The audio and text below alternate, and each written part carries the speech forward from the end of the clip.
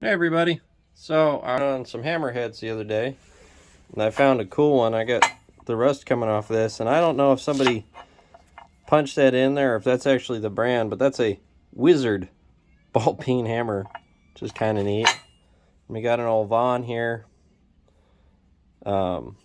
framing hammer, which these are really nice. And this one doesn't have the round handle, which that's kind of cool. I haven't ever seen one like that before. And then this one, that's a plum. I've actually got a couple of these. They're cool. They're offset, so they're flush on one side. It's for cutting like boards and stuff out of timber. And then this one is a plaster hammer for hanging plaster and drywall sheetrock. Yeah, so I'll keep cleaning these up. We're going to throw some handles on them.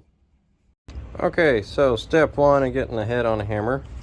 I've got the handle trimmed down so it's a snug fit to start. Got my epoxy mixed, so I'm going to throw some epoxy on the handle. I like to use the wedge to mix the epoxy because then it just gets epoxy on the wedge.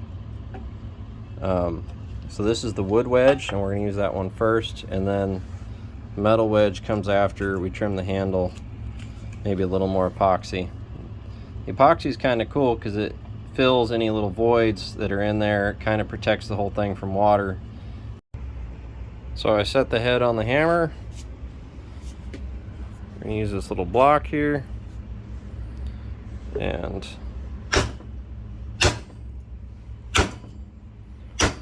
want about 1/2 inch of it sticking out because I'm going to trim it later. Make sure it's not bunching up on the bottom.